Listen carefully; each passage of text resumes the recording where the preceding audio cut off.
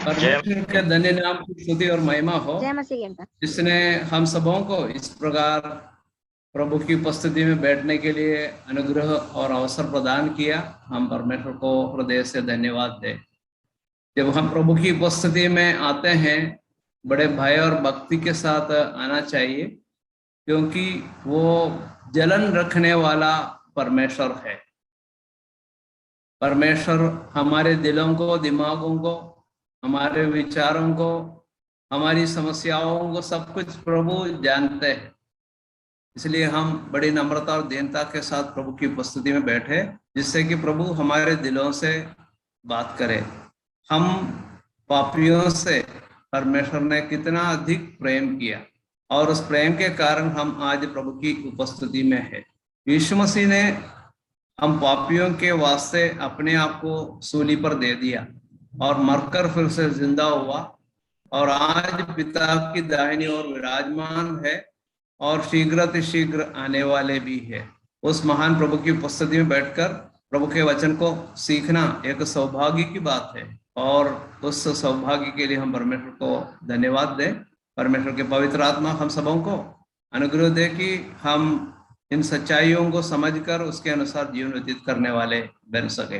पिछले दिनों में बाइबल के कुछ व्यक्तियों के बारे में हम विचार करते आ रहे थे। आदम के बारे में विचार किया, और उसके बाद हमने हाबिल के बारे में विचार किया, फिर खानोक के बारे में विचार किया। इस प्रकार अलग अलग लोगों के बारे में विचार किया। आज हम नूह के बारे में कुछ बातें विचार करने जा रहे हैं, सीखने जा रहे हैं। प्रार्थना पूर्वक हम बैठे, और सबसे पहले हम ये 1-2 पद पढ़ के सुनेंगे। उत्पत्ति की पुस्तक अध्याय 6 उसका 9 और 10 2 पदों को कोई भी भाई जोर से स्पष्ट शब्दों में पढ़िए। उत्पत्ति 6 का 9 और 10। नूह की वंशावली यह है। नूह धर्मी पुरुष और अपने समय के लोगों में खरा था, और नूह परमेश्वर ही के साथ साथ चलता रहा। और नूह से शेम और हाम और येपेत नामक 3 पुत्र उत्पन्न हुए। धन्यवाद भाई। प्रेमी पिता, इस वचन को समझने के लिए हमारी बुद्धि को खोलिए। पवित्र आत्मा की सहायता दीजिए, अनुग्रह से भरपूर कीजिए। शांतिपूर्वक, ध्यानपूर्वक प्रभु यीशु मसीह में केंद्रित करते हुए समय व्यतीत करने के लिए हमारी मदद कीजिए। धन्यवाद के साथ प्रार्थना उद्धारकर्ता यीशु मसीह के नाम में मांगते हैं, आमीन। नूह के बारे में बहुत सारी बातें हम सीख सकते हैं, नए नियम में और पुराने नियम में। नूह के बारे में काफी बातें लिखी हुई है, वो सब पूरा विचार करने के लिए समय नहीं है, लेकिन चंद बातें जो बहुत ही हमारे जीवन को छूने वाली कुछ बातें विचार करने के लिए पवित्र आत्मा हमारी मदद करे। यहाँ पर नूह की वंशावली के बारे में लिखा गया है, लेकिन तुरंत आप क्या पढ़ते हैं? नूह के 3 विशेष गुणों के बारे में, या 3 बहुत ही ध्यान देने वाली बातों पर जोर दिया गया है। क्या लिखा है? नूह धर्मी पुरुष। नूह धर्मी पुरुष था। एक व्यक्ति कैसे धर्मी होता है? प्रभु के वचन में लिखा है कोई धर्मी नहीं, एक भी नहीं। लेकिन एक धर्मी पुरुष कैसे बन गया? प्रभु का वचन ये भी बताता है, जो प्रभु पर विश्वास करता है वो धर्मी ठहराया जाता है। अतः जब हम प्रभु यीशु मसीह पर विश्वास करते हैं, धर्मी ठहराए जाते हैं। प्रभु यीशु मसीह पर विश्वास करने वाला एक व्यक्ति धर्मी ठहराया जाता है। धर्मी जन विश्वास से जीवित रहता है। तो विश्वास के द्वारा एक व्यक्ति धर्मी बन सकता है। तो नूह के बारे में हम देखते हैं वो धर्मी है।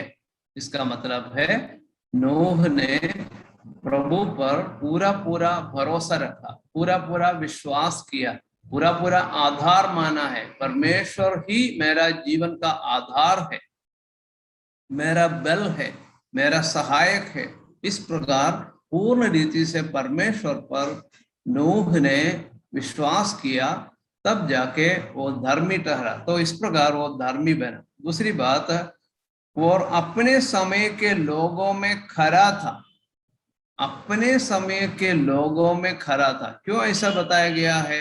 उस समय के लोगों के बारे में परमेश्वर के वचन में लिखा गया है कि वे लोग जो है बहुत बुराई से जीवन व्यतीत करने वाले लोग थे। तो वो बात भी हम पढ़ के देख लेते हैं। उसके बारे में लिखा है 6वें अध्याय का 5वां पद पढ़ के देख ले। यहोवा ने देखा कि मनुष्यों की बुराई पृथ्वी पर बढ़ गई है, और उनके मन के विचार में जो कुछ उत्पन्न होता है वह निरंतर बुरा ही होता है। किसने देखा? यहोवा ने देखा कि मनुष्यों की बुराई पृथ्वी पर बढ़ गई है। वर्तमान है, पूर्ण वर्तमान काल है, मतलब बढ़ती जा रही है। जो है बुराई बढ़ती जा रही है, वो बात हम यहाँ पर देखते हैं। परमेश्वर बहुत खेदित हुआ, वो भी वहां पर लिखा हुआ है। परमेश्वर बहुत खेदित हुआ क्योंकि मनुष्य के मन में जो कुछ उत्पन्न होता है सो निरंतर बुरा ही होता है।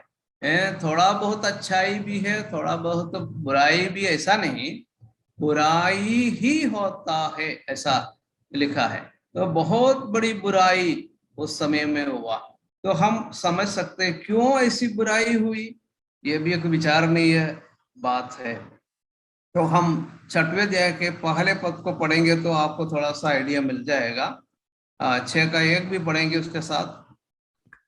फिर जब मनुष्य भूमि के ऊपर बहुत बढ़ने लगे और उनके बेटियां उत्पन्न हुई, तब तब दूसरी पद। परमेश्वर के पुत्रों ने मनुष्य की पुत्रियों को देखा कि वे सुंदर है, और उन्होंने जिस जिसको चाहा उनसे विवाह कर लिया। अच्छा, तो यहाँ पर हम क्या देखते हैं? गलत संबंध। एक विश्वासी को एक विश्वासिनी के साथ शादी होना है, एक विश्वास करने वाली बहन को एक विश्वास करने वाले भाई के साथ शादी होना है।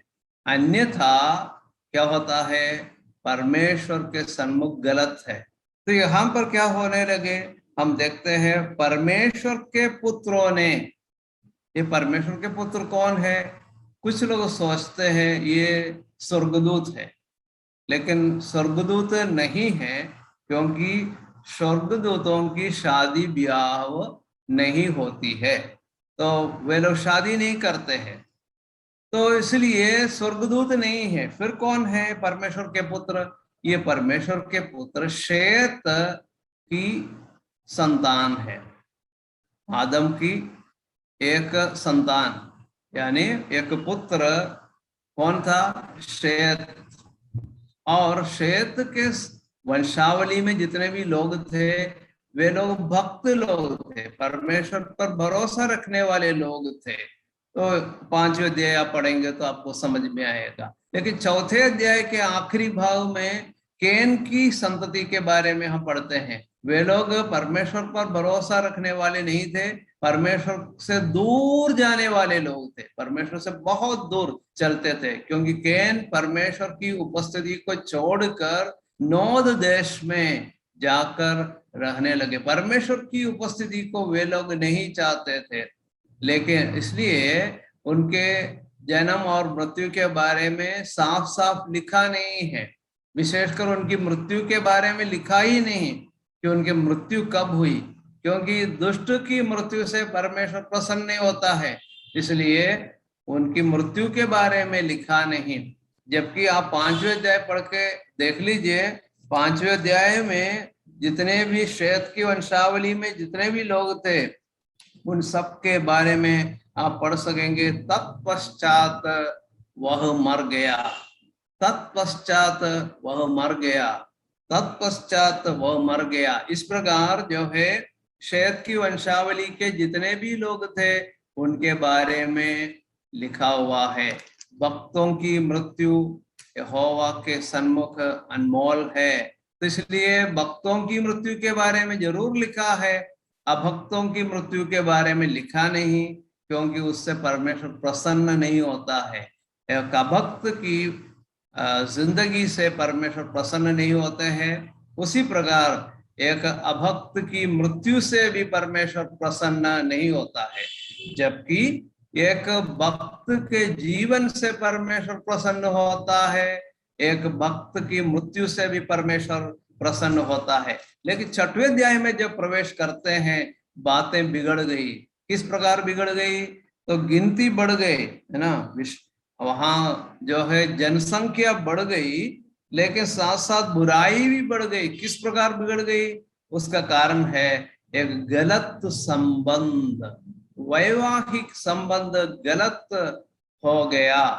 और परमेश्वर के पुत्रों ने मनुष्य की पुत्रियों को देखा कि वे सुंदर है, बाहरिक सुंदरता पर ध्यान देने लगे, बाहरिक बातों पर ध्यान देने लगे। प्रिय भाइयों और बहनों, यदि आप लोगों में से किसी की शादी नहीं हुई है, मैं आपको चेतावनी देना चाहता हूं, आप बाहरिक सुंदरता को देखकर आप एक लड़के को या एक पुरुष को या एक स्त्री को चुन मत लीजिए। ध्यान देने की जरूरत है। यदि आप एक भाई है, यदि आप शादी के लिए चाहते हैं, आप ऐसी एक बहन से शादी करिए जो प्रभु यीशु मसीह को जानती हो, यीशु मसीह पर विश्वास करती हो, यीशु मसीह के वचन के अनुसार चाल चलन करती हो। ऐसी एक बहन के साथ ही आपकी शादी होनी चाहिए। यदि मेरी आवाज को सुनने वाली एक बहन है, आपसे नम्र निवेदन है, आप ऐसे एक भाई से शादी करने के लिए प्रार्थना कीजिए जो प्रभु यीशु मसीह पर पूर्ण रीति से विश्वास करने वाला हो और प्रभु के वचनों पर चलने वाला हो। ऐसी एक भाई के साथ शादी के बारे में आप सोचिए, प्रार्थना कीजिए, परमेश्वर से गिड़गिड़ा कर प्रार्थना कीजिए। प्रभु आपके दिल की इच्छा को पूरी करेंगे, एक अच्छा पारिवारिक जीवन आरंभ हो जाएगा। यहाँ पर हम क्या देखते हैं? गलत संबंध गलत आराधना की ओर ले जाता है। इंग्लिश में कहते हैं wrong worship leads to wrong relationship leads to wrong worship. गलत संबंध गलत आराधना की ओर ले जाता है। याद रखना, यदि गलत व्यक्ति से आपने शादी की है, क्या होगा? आप गलत आराधना में चले जाएंगे। तो गलत आराधना आप करेंगे, प्रभु आपसे अप्रसन्न हो जाएंगे और उसका दंड आपके ऊपर आ सकता है। तो विशेष ध्यान दीजिए, परमेश्वर के वचन स्पष्ट रीति से सिखाते हैं। तो इसलिए नूह की वंशावली के बारे में बताकर क्या बताया गया है? पवित्र आत्मा ने इस बात को विशेष कर लिखवाया है, अपने समय के लोगों में खरा था। जब आप देख लीजिए, लाखों लोग उस समय दुनिया में जीवित थे, लेकिन उनमें से एक व्यक्ति के बारे में परमेश्वर का पवित्र आत्मा कहता है, अब और अपने समय के लोगों में खरा था। एक व्यक्ति खरा था प्रियो, एक व्यक्ति खरा था। एक व्यक्ति जो प्रभु के वचन पर चलता है बहुत ही मूल्यवान व्यक्ति है। याद रखना, बहुत ही मूल्यवान व्यक्ति है एक व्यक्ति जो प्रभु के वचनों पर चलने वाला। इसलिए मेरा आपसे निवेदन है कि आप दूसरों को मत देखिए, आपकी कलीसिया के लोग कैसे जी रहे हैं मत देखिए, आपके परिवार के लोग कैसे जीवन व्यतीत करते हैं मत देखिए। आपको देखना है मेरा जीवन प्रभु के सन्मुख कैसा है। तो यहाँ पर हम नूह के बारे में पढ़ते हैं। नूह ने इधर उधर नहीं देखा, आजू बाजू में रहने वाले लोग कैसे हैं, पड़ोस के लोग किस प्रकार जी रहे हैं, किस प्रकार के गलत संबंध रख रहे हैं, ये सब उसने देखा नहीं। उसने जो है सोचा कि मैं परमेश्वर को प्रसन्न करता हूँ। अगली बात विशेष ध्यान दीजिए, 6वें अध्याय के 9वें पद में, उत्पत्ति की पुस्तक 6:9 में क्या लिखा है? नोह परमेश्वर ही के साथ साथ चलता था।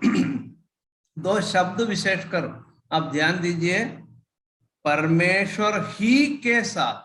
परमेश्वर के साथ ऐसा नहीं लिखा है, परमेश्वर ही के साथ। क्या अंतर है दोनों में? परमेश्वर के साथ साथ चलता रहा में और परमेश्वर ही के साथ चलता रहा, दोनों में क्या अंतर है? इसका मतलब है केवल परमेश्वर के साथ चलता था, केवल परमेश्वर के साथ चलता था, बाकी किसी के साथ नहीं चलता था। ये बिगड़ी हुई एक पीढ़ी में वो रहता था, लेकिन उस पीढ़ी के लोगों के अनुसार उसने आचरण नहीं किया, परमेश्वर ही के साथ साथ चलता रहा। और वहां पर रहा शब्द भी आप ध्यान दीजिए, चलता था ऐसा नहीं लिखा है, चलता रहा लिखा है। दोनों में क्या अंतर है? चलता था मतलब एक समय पर चलता था, चलता रहा का अर्थ क्या है? जब पवित्र आत्मा इस बात को लिखवा रहा था, तब क्या है, नूह के बारे में पवित्र आत्मा ये लिखवाना चाहता था, वो चलता रहा, वो चलता रहा। मतलब उसके जीवन के बारे में परमेश्वर जानता था, वो चलता रहा अंतिम पड़ाव तक, अंतिम श्वास लेने तक वो प्रभु के साथ साथ चलने वाला, प्रभु परमेश्वर ही के साथ साथ चलता रहा। देखो, एक और बात मैं जब पढ़ रहा था, विचार किया, तो वंशावली ये है, वंशावली के बारे में सीधे उनके बच्चों के बारे में बताना चाहिए, जो 10वें पद में लिखा है, नूह के शेम और हाम और येपेत नाम 3 पुत्र उत्पन्न हुए, वो 9वें पद में लिखना चाहिए था ना। देखो प्रियो, आपके और मेरे आत्मिक गुण पर परमेश्वर पहले ध्यान देता है? दाऊद के बारे में आप क्या पढ़ते हैं?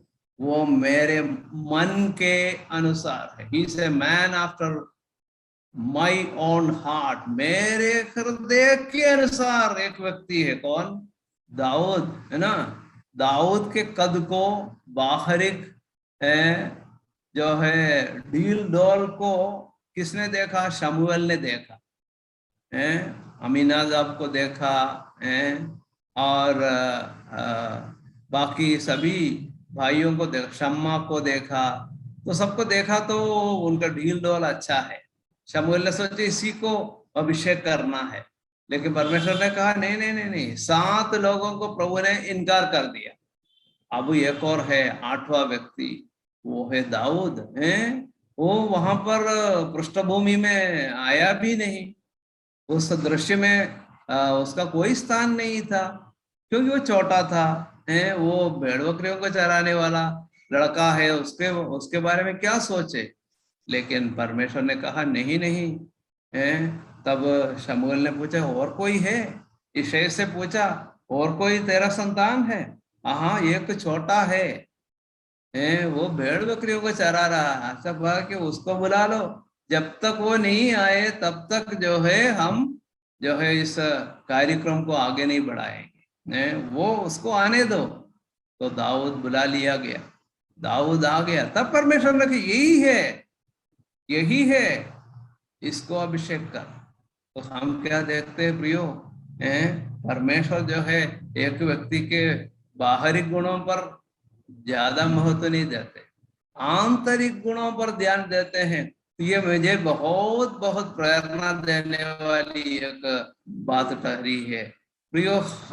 कई बार हम बाहरी बातों पर बहुत ध्यान देते हैं, विशेषकर शादी ब्याह के समय। मैं उस बात को फिर से आपको बताना चाह रहा हूँ, शादी ब्याह के बारे में परमेश्वर की इच्छा क्या है वो नहीं देखते। मैं अपने जीवन से आपको बांटना चाहता हूँ। जब मेरी शादी हुई, मैंने बाहरी बातों पर ध्यान नहीं दिया। प्रभु के अनुग्रह था, मेरी अपनी कुछ योग्यता नहीं है, लेकिन मैं आपको हिम्मत बढ़ाना चाहता हूँ। मैंने भौतिक बात पर बिल्कुल भी ध्यान नहीं दिया। मैंने प्रभु पर भरोसा रखा, प्रभु से प्रार्थना की, यदि प्रभु आपकी इच्छा हो तो ये शादी हो, नहीं हो तो नहीं होना। बच्चों की शादी का समय आया, तब भी हमने जो है शादी के समय बाहरी बातों पर बिल्कुल भी ध्यान नहीं दिया, कारण वे लोग आत्मिक है, ये मैं हम लोग जानना चाहते थे। जब भी जो भी प्रस्ताव आया, हमने सबसे पहले पूछा, क्या उद्धार पाया हुआ है, क्या आत्मिक बातों पर ध्यान देने वाला है। इस प्रकार बच्चों उनके बारे में मैंने मालूम किया, और कुछ नहीं देखा, उनका रंग रूप क्या है, सब ध्यान बिल्कुल भी नहीं दिया। तो इसलिए मैं आज प्रभु के अनुग्रह में प्रभु की महिमा के लिए कह सकता हूँ, तीनों बच्चों की जो शादी हुई है, अभी हमें बहुत आनंद मिलता है। जितने जो बच्चे हमारे परिवार में आए हैं, उनके द्वारा हमें आशीष मिली है। तो गलती नहीं हुई है, इसका कारण और कुछ नहीं है, प्रभु का अनुग्रह है। मेरी कुछ योग्यता है मत सोचिए आप, बिल्कुल भी नहीं है, वरन क्या है, परमेश्वर का महान अनुग्रह।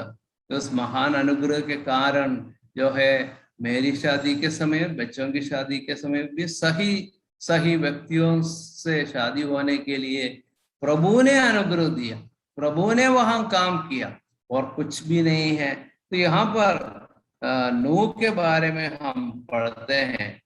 नूह के परिवार में उनके 3 बच्चे थे, 3 लड़के थे, लेकिन तीनों लड़कों ने क्या किया, शादी की। लेकिन उस समय आपको मालूम है, उस जमाने में एक व्यक्ति एक से ज्यादा स्त्रियों से शादी करते थे। हम देखते हैं केन के कुल में या वंशावली में जितने लोग थे, वो एक से ज्यादा शादी करने वाले लोग थे। हम वचन में पढ़ते हैं, लेमेक नामक एक व्यक्ति के 2 पत्नियां थी, लेकिन उस समय भी नूह ने एक ही पत्नी से विवाह किया। नूह के हर एक बच्चे ने ये एक शादी की, 2 शादी नहीं की उन्होंने। तो कितने एक आदर्श परिवार थे। नूह और उनके बच्चों के परिवार बहुत ही आदर्श परिवार थे। तो जमाने में क्या हो रहा है, उस समय में क्या हो रहा है, उस पर उन्होंने ध्यान नहीं दिया। उन्होंने ध्यान दिया परमेश्वर क्या चाहता है। आदम की एक ही पत्नी थी, और मुझे भी एक ही पत्नी चाहिए, मेरे बेटों के लिए एक एक पत्नी चाहिए। तो ये बात जो है कहाँ से सीखा, शुरू में परमेश्वर ने सिखाया। आदम को प्रभु ने एक ही पत्नी दी, तो इसलिए मुझे भी एक ही पत्नी चाहिए। तो ये जो निर्णय उन्होंने लिया, और ऐसे ही हुआ। तो हम क्या समझ सकते हैं, परमेश्वर का वचन जो है बिल्कुल स्पष्ट रूप से बातें सिखाता है, और उसके अनुसार हमारा आचरण होना चाहिए। तो अब नूह के बारे में हम विचार करेंगे।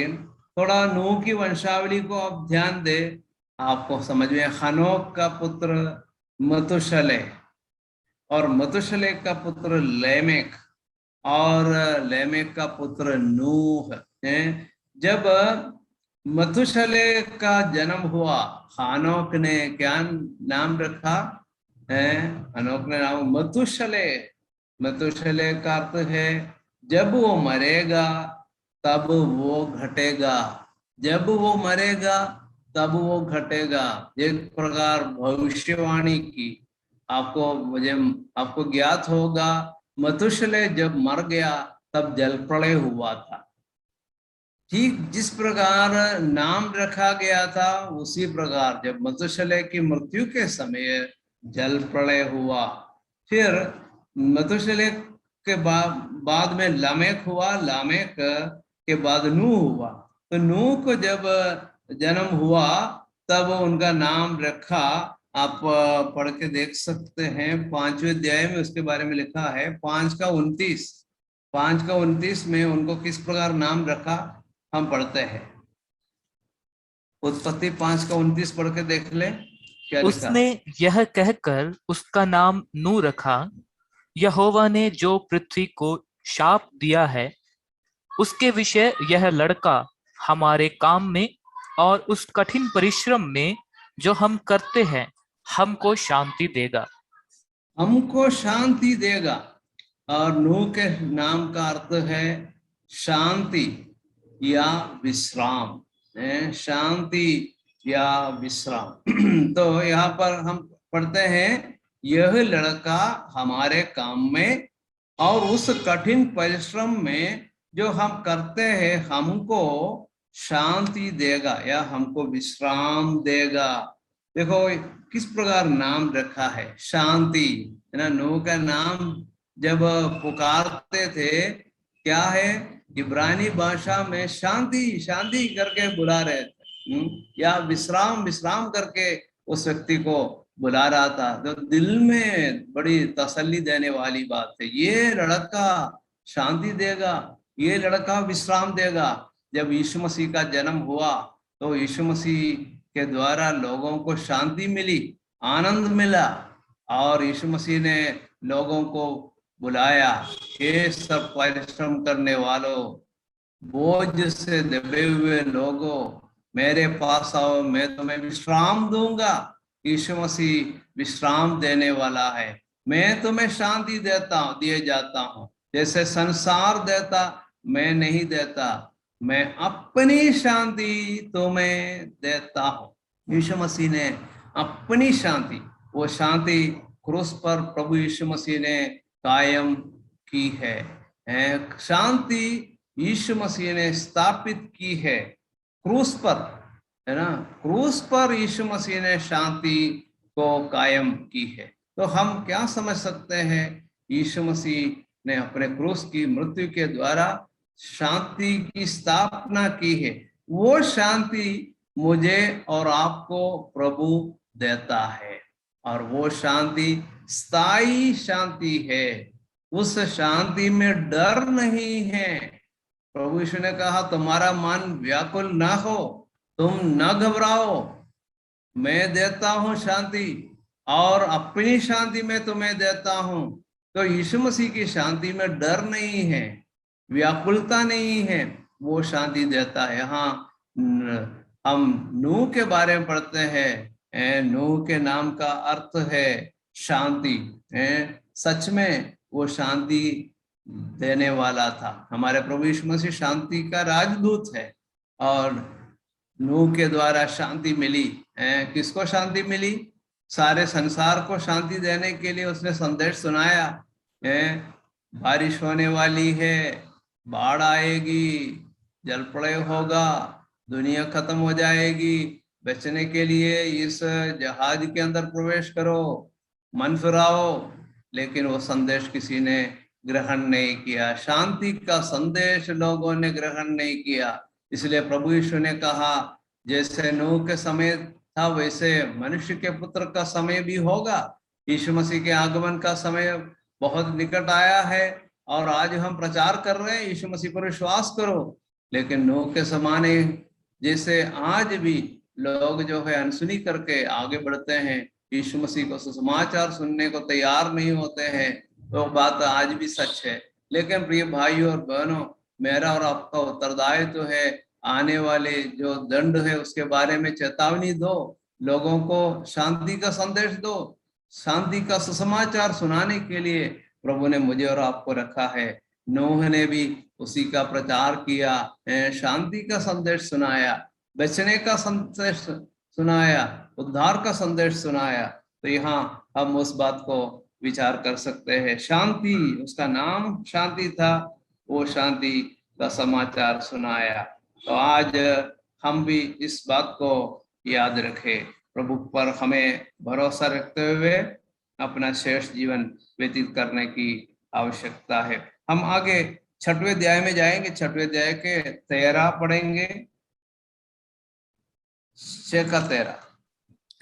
तब परमेश्वर ने नूह से कहा, सब प्राणियों के अंत करने का प्रश्न मेरे सामने आ गया है, क्योंकि उनके कारण पृथ्वी उपद्रव से भर गई है। इसलिए मैं उनको पृथ्वी समेत नष्ट कर डालूंगा। हाँ, पृथ्वी समेत नष्ट कर डालूंगा, परमेश्वर की वाणी है। और प्रभु ने बिल्कुल स्पष्ट रूप से कहा। एक बात याद रखना, उस समय के लोगों से प्रभु ने ये संदेश नहीं दिया। उस समय के लोगों को ये मालूम नहीं था, पता नहीं चला कि प्रभु इस संसार को, इस पृथ्वी को नष्ट करने जा रहे हैं। ये बात संसार के लोगों को मालूम नहीं था, बिल्कुल भी नहीं मालूम था। वे लोग खाते पीते, विवाह करते, विवाह कराते हैं, ऐसे जीवन, ऐश आराम का जीवन व्यतीत कर रहे थे। लेकिन परमेश्वर ने अपने इष्ट जन को इस बात को प्रकट किया। परमेश्वर की दया दृष्टि उनके ऊपर हुई। हम उसके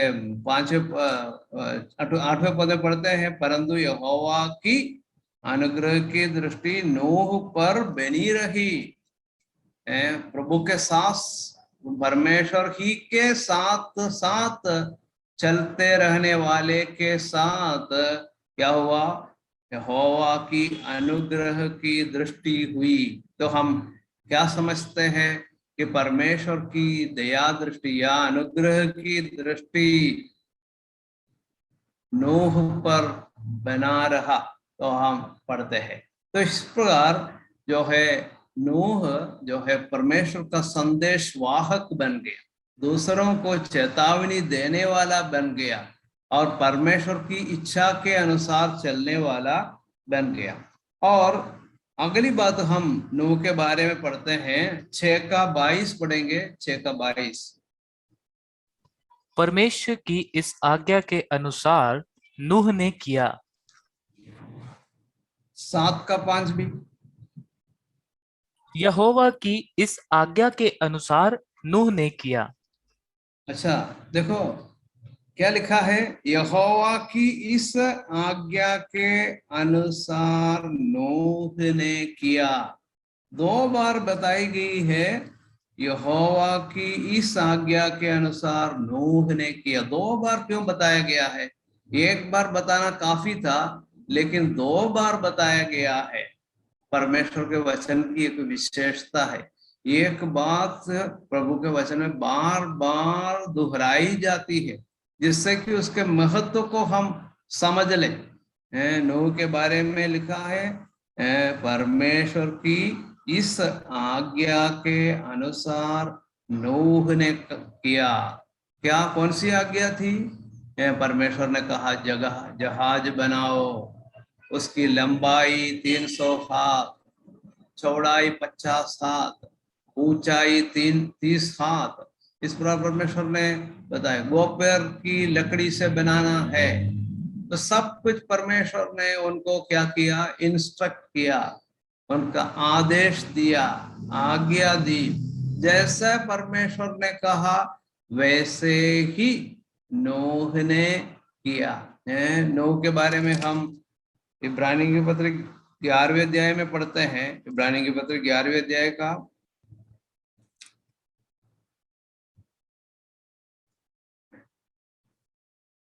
6वां पद। और विश्वास बिना उसे प्रसन्न करना अनहोना है, क्योंकि परमेश्वर के पास आने वालों को विश्वास करना चाहिए कि वह है, और अपने खोजने वालों को प्रतिफल देता है। अच्छा, अब 7वां पद भी पढ़िए। विश्वास ही से नूह ने उन बातों के विषय में जो उस समय दिखाई न पड़ती थी, चेतावनी पाकर भक्ति के साथ अपने घराने के बचाव के लिए जहाज बनाया, और उसके द्वारा उसने संसार को दोषी ठहराया और उस धर्म का वारिस हुआ जो विश्वास से होता है। देखो, यहाँ पर नूह के बारे में विशेष बताया गया, विश्वास ही से परमेश्वर ही के साथ साथ चलता रहा। वहां पर ही शब्द आपने ध्यान दिया, यहाँ विश्वास ही से। कुछ भी नहीं है। नूह के पास और कुछ भी नहीं है, बुद्धि ही से ऐसा नहीं लिखा है, ज्ञान ही से ऐसा भी नहीं लिखा है, विश्वास ही से। विश्वास कैसे होता है? हम रोमी के पत्र 10 का 17 में पढ़ते हैं, विश्वास सुनने से और सुनना मसीह के वचन से होता है। तो विश्वास का आधार ये परमेश्वर का वचन है। परमेश्वर का वचन विश्वास का आधार है। और विश्वास ही से मतलब परमेश्वर ने कहा, नूह ने किया।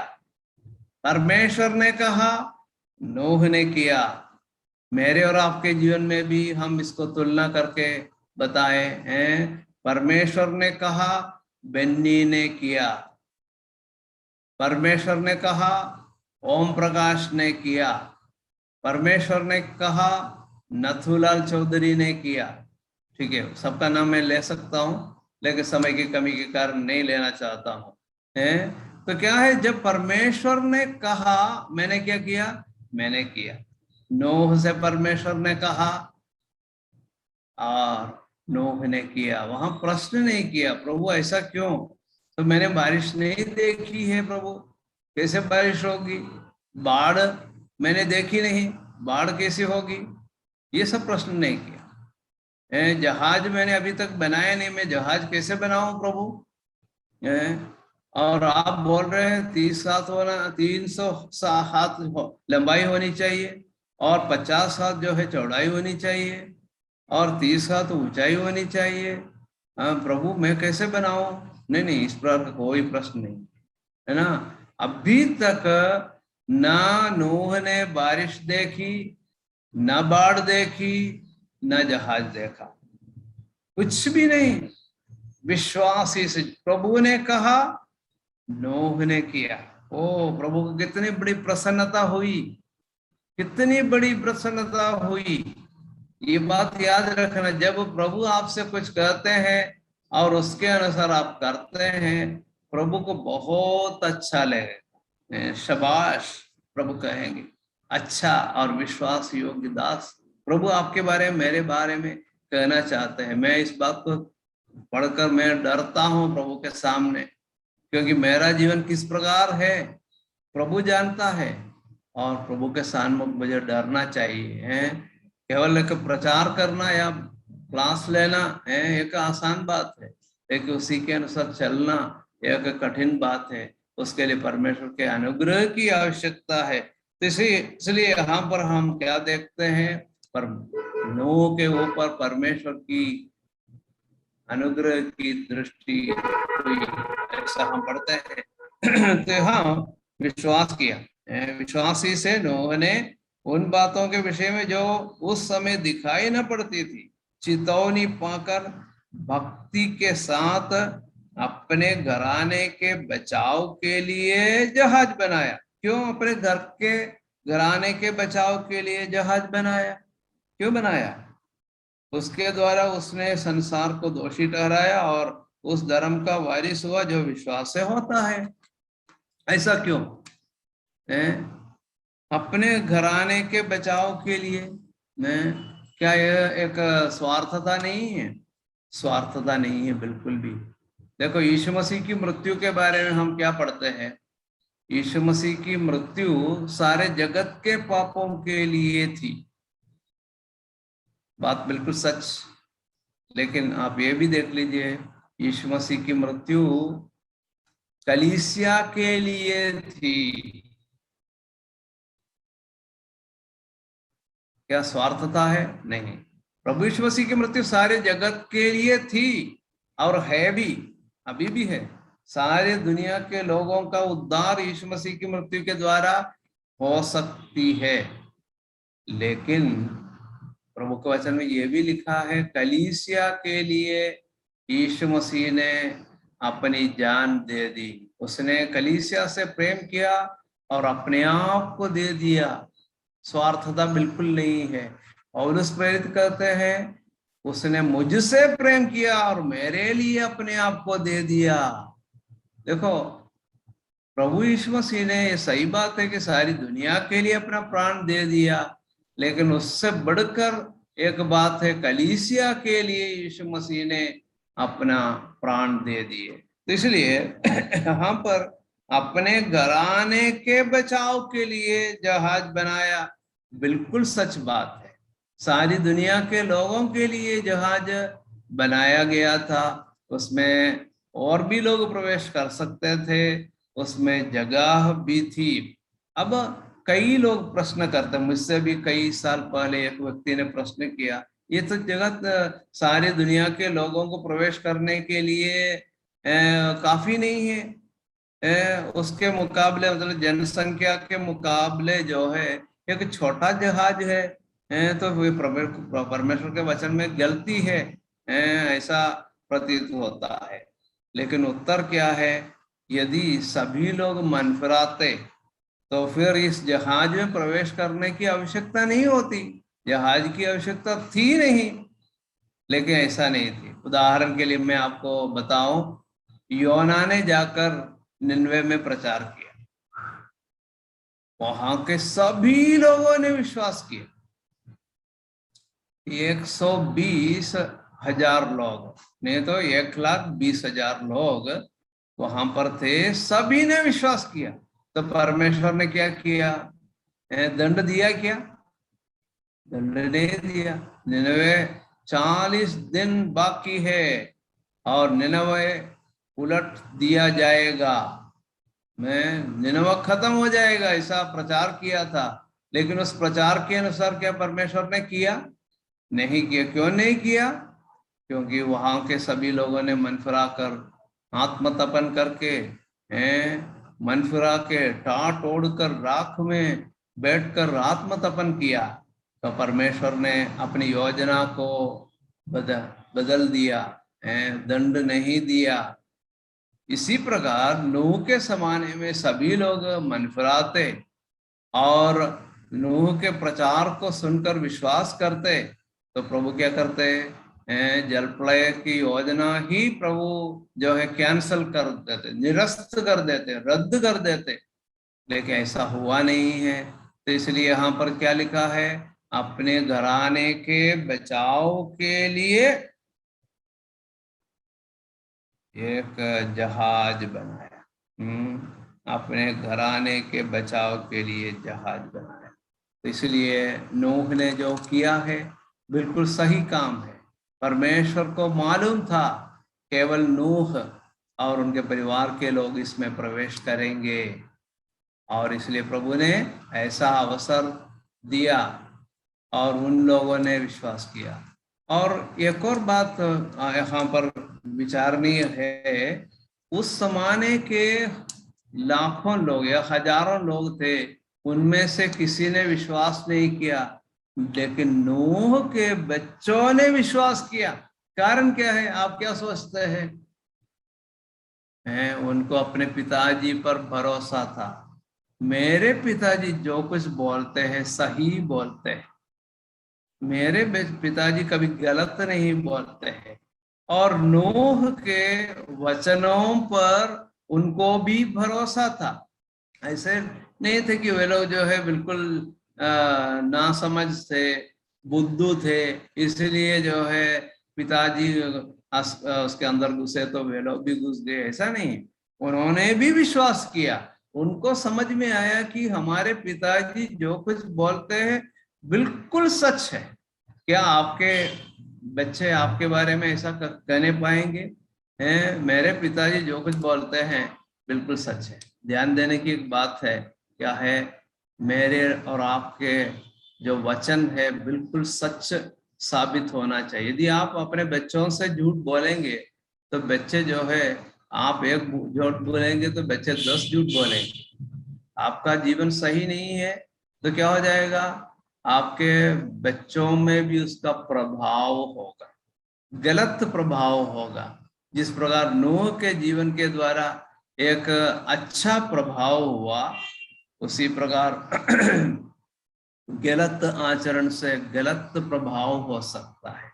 तो बहुत ध्यान देने की आवश्यकता, बड़े डरते हुए भय मानते हुए हमें अपना जीवन व्यतीत करने की आवश्यकता है। हम 128वें भजन में पढ़ते हैं, क्या ही धन्य है हर एक जो यहोवा का भय मानता है और उसके मार्गों पर चलता है। क्या ही धन्य है हर एक जो यहोवा का भय मानता है और उसके मार्गों पर चलता है। क्या ही धन्य है हर एक जो यहोवा का भय मानता है और उसके मार्गों पर चलता है। प्रभु का भय मानते हुए जीने वाले वो धन्य है और उसके बच्चे भी धन्य है, उनके पोते और परपोते भी धन्य है। पीढ़ी दर पीढ़ी वो आशीष मिलेगी। इसलिए प्रियो, आप अपने बारे में, मैं अपने बारे में सोचूं और हम सबों को अपने अपने बारे में सोचना है। यदि मेरा जीवन सही है, उसका असर मेरे बच्चों में होगा और मेरे बच्चों का जीवन सही है, उनके बच्चों में उसका असर होगा। तो पीढ़ी दर पीढ़ी प्रभु के पीछे चलने वाले हम बन जाएंगे। यहोशू ने कहा, मैं तो अपने घराने समेत यहोवा ही की सेवा नित करूंगा। वहां पर भी ही शब्द आप विशेष ध्यान दीजिए। यहोवा की सेवा नित करूंगा ऐसा नहीं, यहोवा ही की सेवा नित करूंगा। तब परमेश्वर की सेवा करना। यीशु मसीह ने कहा, कोई भी व्यक्ति दो स्वामियों की सेवा नहीं कर सकता। एक स्वामी परमेश्वर स्वयं है, दूसरा स्वामी जो है धन है। धन और परमेश्वर दोनों की सेवा एक साथ नहीं कर सकते। या तो आप परमेश्वर की सेवा करो, नहीं है तो धन की सेवा करो। आज हमें बड़ी नम्रता के साथ अपने जीवनों को प्रभु के हाथों में समर्पित करना है। आज हम एक और बार प्रभु के हाथों में समर्पित करें। जैसा नूह के जीवन था प्रभु, ऐसा मेरा जीवन होने के लिए भी मेरी सहायता कीजिए। परमेश्वर ने जैसा कहा वैसे नूह ने किया, परमेश्वर ने जैसा कहा वैसे नूह ने किया। मतलब हर बात में परमेश्वर की इच्छा पर चलने वाला था नूह। इसलिए नूह के द्वारा परमेश्वर के नाम की महिमा हुई। एक और बात, यदि नूह परमेश्वर के वचन के अनुसार नहीं चलता, आज हम में से कोई भी दुनिया में जीवित नहीं रहता। क्या आपने कभी ऐसा सोचा है? यदि नूह परमेश्वर के वचन के अनुसार नहीं चलता, नूह खत्म हो जाता, नूह के बच्चे भी खत्म हो जाते और हम सब खत्म हो जाते। तो लेकिन आज हम इस दुनिया में जीवित है, तो इसका हमें आभारी होना चाहिए नूह के प्रति और नूह के परमेश्वर के प्रति हमें आभारी रहना चाहिए। नूह को परमेश्वर ने अनुग्रह दिया और आज हम जीवित हैं। मुझे और आपको परमेश्वर ने अनुग्रह दिया, हम अब जीवित है। हम परमेश्वर को धन्यवाद दें। आज नूह के बारे में काफी बातें हमें विचार करने का प्रभु ने अनुग्रह दिया। प्रभु इन वचनों के द्वारा हम सबों को आशीष दे। परमेश्वर के धन्य नाम की स्तुति और महिमा हमेशा हमेशा होती रहे। सबको धन्यवाद। जय मसीह की।